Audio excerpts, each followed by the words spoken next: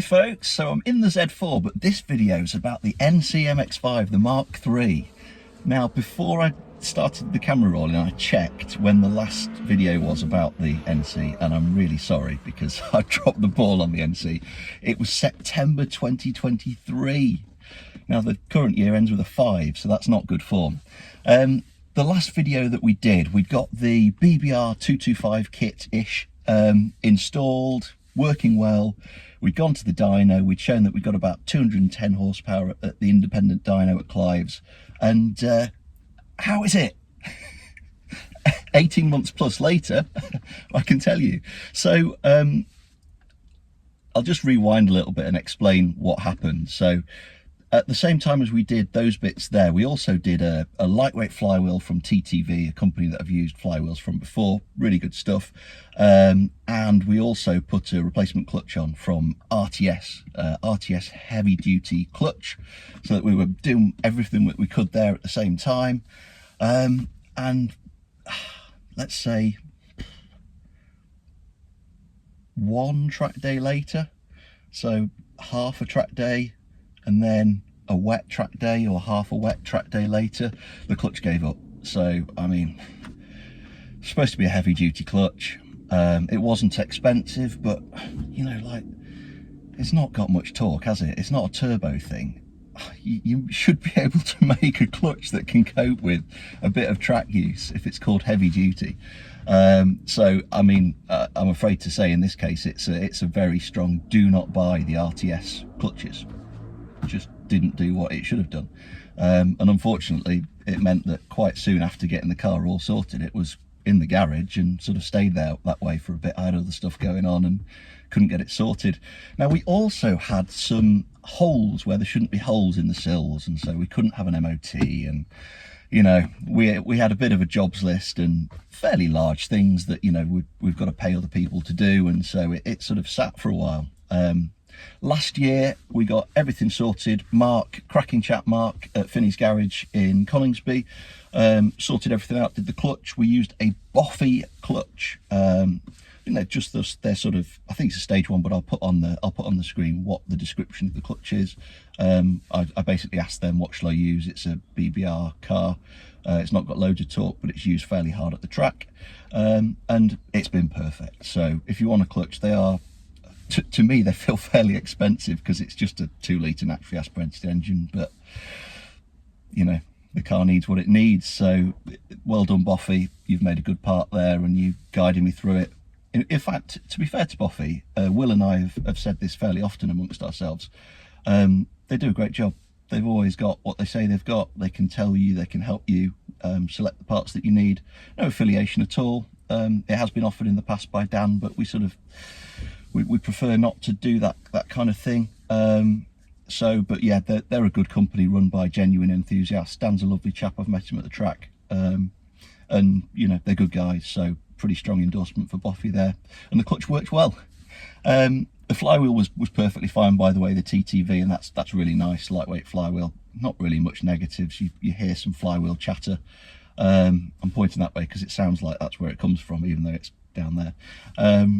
But yeah, and not too much of a downside. The car's a track car. We drive it to the track. We don't stall it all the time. It's fine. It's an improvement. I'd do it again without hesitation. The sills have got metal now as well, so thanks to Mark, they've got metal and we've got an MOT. So last year we did a few track days. I was just off the ball. I didn't do any videos about it, but we went to Cadwell a couple of times last year. We went to Donington and Alton. And then over the winter period we did a couple of Blighton days as well. So we've used the car quite a lot now. I will have already thrown in some footage. I might actually be talking whilst the footage is going on. I don't know where it is. There might be footage somewhere. Sorry. But I've probably played some at the same time as I'm talking, just to keep you entertained. And also the audio isn't very good. I'm sorry, it's got ITBs. I will try harder in the future, and I'll put a mic or a mobile in a place where I can pick up some good ITB sound. We often drive it with the top down because hairdresser things, and so you get loads of wind noise, but it's more fun that way. It's what MX5s are about, and so sorry. So the sound isn't great on these videos, so I've probably just put them with me talking in the background rather than individual clips with loads of ITB royalty sounds. In the future I'll do better. What can I tell you then? It's bloody brilliant. I love ITBs, we all love ITBs, and they're marvellous. BBR done a cracking job. The car is pepped up nicely, 210-ish horsepower. It gets on a little bit better. You can now play with some of the cars that we sort of dropped off from in the past. One of the things about MX5s that I'm sure lots watching will appreciate is it's just a little bit too slow, even if you're fairly on it in lots of places, and you sort of, you're in the mirrors a little bit too much. You can't chase stuff as much. But with this nice little uplift in power, and we've got the gearing with the 6-speed box and the 4.1 rear, the light flywheel, you know, we've slowly edged the performance up a little bit, and now it feels, you know, really nice. You play with some Clios, maybe the odd Megane, you can play with like an S2000 and some BMs and stuff. And if you're at a circuit you know well, and you've got the right tyres, and you know, you can play with some posher stuff as well. So what's been going on with the car? I'll tell you what we'll talk about. We've talked about track mods before, haven't we? And we've talked about wheel and tyre combinations. And I've used the Track Light, really nice lightweight wheels. We love the way that they look. And we had been using an AD09Rs 215/40/17 tyre for a bunch of the track days. And we'd used Part 1 X-Race 215/40/17 Avon ZZRs as well for some as well. The AD09Rs are just crap. They're crap tyres. They really are. I'm sorry. They serve a purpose in that you can drive to the track in any weather and use them, and they won't. They're not going to wear through in a track day. They're quite hard wearing, but they're just crap. Anyone that's used a sort of quarter slick from back in the day, if you used say an AD08R, not RS, or an AD07R, or a Toyo R1R, or a Federal RSR, those were so much better. And it's such a crying shame we don't have those tyres anymore, because they were great, they were cheap, they had good grip levels, worked in different weather, they were great. And the RS is just a bag of crap, I'm afraid. It was what we settled on. It was the best that we could find in the right size for us, but it just frustrated endlessly, just poor performance. There was no weather conditions that it worked in. It felt okay for maybe like the first 4 laps in the dry, but then it got greasy, and it wasn't that it ran out of grip, it was the way it ran out of grip. After maybe 4 laps, it started to give away the grip in a sort of less predictable, sharp, horrible fashion, and just felt overheated and grotty. So happily, there is an AD09R, AD09, not an AD08, an AD09R. Now, they don't make these in many sizes yet, so we had to make a hard choice, and we committed a cardinal sin. We've added loads of rotational unsprung mass to the NC, you know, a nice lightweight sports car that's all about feel, and I'd gone on about the 215/40s feeling the best. But we wanted to use the AD09s, and the only size that they're available in really that was possible was the 225/50/17. And so we've got these horrible, it looks dreadful, we've got these horrible monster truck wheels and tyres. We've gone for a Rotor Titan 17/8, which, you know, really do fill the arch, maybe pushing things a little bit with our offset and width. But the tyres, they're too big for the car, really. We had to raise the ride height by probably over 10 millimeters. But dynamically, as a result, it's not as good in terms of optimizing it. It's just not there. However, the tyres are good. They're not ZZR levels of grip. You know, they're not the full semi-slick. They're not going to be a AR1 or a, God forbid, they're not a Dereza or a AO52, you know, the top tier of tyres. They're just not. But what they are is a nice enough tyre on the road, and you can drive to the track, you can do your laps. They don't wear super fast, they produce a reasonable amount of pace. The grip is predictable, it's a nice tyre to drive on, and it works in the wet to a fair degree, it works in the cold to a fair degree. It's never once been rubbish, and we've used it a number of track days now. So the AD09 is a good tyre, and it feels like the actual successor to the old AD08R. You know, it's like a couple of % better than the AD08R, so a really good tyre. It's just a crying shame that they don't have it available in smaller sizes yet.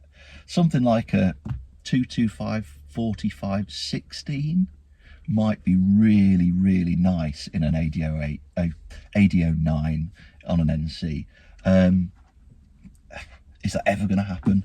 I'd be quite happy with a 225 45 17 on an NC. I think that'd be really nice, and that's what hopefully we'll get when they bring them out. But for the time being, it's the 50 profile, the monster truck tyres. But they've been good. We've been enjoying the car, and it's one set of wheels and tyres. Drive it there, drive it home, which should be the whole purpose of the Mark III MX5. It's what it does brilliantly. Right, what have we got next on the list? I've made myself a little list. Wheels and tyres. Seats, right. So until the end of last year, we were on standard seats, cloth seats, so that you don't slip around as much. But they were standard seats. So nice and easy to get in and out and drive and just get in and enjoy it. We used a little CG lock I've spoken about before, which locks the waist portion of the standard seat belt, which is, you know, really good. You get it nice and tight and it just locks your waist, which is handy for braking. Doesn't help too much with the top half of the, or at all with the top half of the body around the corners. The standard seats are fairly good for, you know, cheapy standard seats, but they're not it. And so finally we bit the bullet. We hate fitting seats to MX5s. It's a terrible job. We got some nice, what are they called now? Sabelt or Sabelt. It's French, isn't it? So I don't know how to pronounce it. Sabelt seats, bucket seats, really nice quality. They feel really strong and rigid, and they're quite comfortable as well. And we went to great lengths to get them as low as possible. We bashed the floor a little bit with a big hammer to make some extra clearance where the bum goes. So, you know, we really are as low as possible in the car. We faffed around with different mounts and cut them up and put them back together, and yeah. But anyway, they're in now. It's done. It is done. The seats are in, and it is transformed with the bucket seats and the harnesses. It's so much better now. It's a bit of a faff. We all hate doing harnesses at the track, don't we? But yeah, it's transformed on that front. We can finally feel like we can just get on with controlling the car rather than trying to desperately stay where we are. And but yeah, so that's been a great improvement. Bitch of a job, but such is life. And with probably a little bit lower in the car as well, which is important because my head was sort of bobbing just a touch above the roll cage previously. So yeah, great improvement. Seats, clutch we've done, rust repair we've done. BBR 225 thoughts we've done a bit, but ITBs, they just sound great, don't they? Every time I get in that car now, it's proper. You know, it puts a smile on my face. Just getting a mile up the road and you drive it and you've got that raughtiness from the ITBs, just puts a smile on your face, and it does exactly the same at the track. There's a bit of a performance uplift, but you don't do it for performance, do you? You do it for the sound, and we all love it. It drives past on the track and it's screaming its nuts off, and it's whapping and rapping and popping, and oh, it's great. It's like a proper, sounds a bit like an old Escort rally car, and that's why I love it so much. What else we got? Last thing maybe. Oh, we'll do brakes. Brake pads, WinMax. They're bloody brilliant. Buy WinMax, they're expensive. W5 front. We've not done the rears yet because we weren't sure if we had a binding caliper or something. But I think we've established rear brakes are absolutely fine now. So we'll go to a W3, I think, at the back. But the W5s, they're just bloody brilliant. I mean, I know it's not a nth degree car. It's a fairly basic track car. It's 210 horsepower. It's not super fast. It doesn't ask loads of the pads, but you know, Mintex, we were chewing through the pads. Fair enough pads, but we were chewing through them. And the WinMax are just a step up. They barely wear. It's brilliant. So a solid endorsement for the Win Max, and thank you very much for the recommendation, James. Appreciate that. What we've got last on the list, balance, understeer. So with these, in fact, with the previous tyres on as well, perhaps not with the AD09Rs. I thought the balance felt okay with those, but with the ZZRs and with the AD09Rs, balance of the car doesn't feel quite as good as it has done previously. We did have the alignment done before we put it back on track. We were probably more camber limited than we wanted to be. I think we were about 2.3 or 2.4 degrees of camber at the front. We'd probably like a bit more than that. And so it just felt like the steady state balance of the car, and when you're pushing on and when the tyres are warm, it feels like there's just a little bit of understeer in the car now. So we'd like to address that. I've got some, they're not made by Mazda Motorsport, but they were produced initially by Mazda Motorsport for the NC and the RX-8, and they're just the bottom part of the hub, and they're just where as standard there's an alloy locating, would you call it a bush? I don't know, let's call it a bush. There's an alloy locator, and it's just offset to push the bottom of the wheel further out. So I've bought some of those. We'll get those fitted to give us a bit more camber. It'd be nice to get north of 3 degrees so that we can set the whole car up exactly as we want it. So I'll report back on that, but it'd be nice to get the car driving a little bit closer to optimal again, because it feels like we've messed around with it quite a lot to get the tyres in the arches, and we've lost, you know, the really nice feel of the car, albeit we've gained a far better tyre which allows us to use the car as we want to. Right, should we leave it there? I'll tell you what we'll talk about as well, one last thing. This poor engine that's in the MX-5. I think it's, I don't know, 110,000 miles or something now. The poor thing lugs through about a gallon of oil every track day, so it's well past its best. We've got a facelift, or whatever you'd call it, a NC2, NC3, whatever it is, the better version of the 2 litre sat in the garage ready to go in when this one goes pop or when we get time to do it. But for the time being, it's, you know, it's a good old engine. It keeps going, and we just put a gallon in every track day, every single session we lug some more in, but it just keeps going. You know, it's one thing to really be keen with these cars. Check the oil every session, and the dipstick can be difficult to read, so, you know, make sure you're seeing the right oil level. Buy yourself a facelifted dipstick with the flat blade rather than the weird round thing that was on the old ones. It's still not easy to check. We do overfill ours by, I don't know, 0.5 centimetre, which is a fair old overfill, but the engine's not gone pop.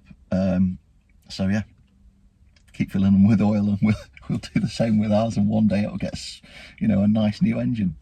Apart from that, let's leave it there, and we'll talk to you again. We'll probably use the car a fair bit this year, and I'll get some better quality footage so that you can hear the ITBs, and, you know, you can experience it a bit more for yourself. But I hope you've enjoyed some of the clips in the background, and we'll catch you on the next one.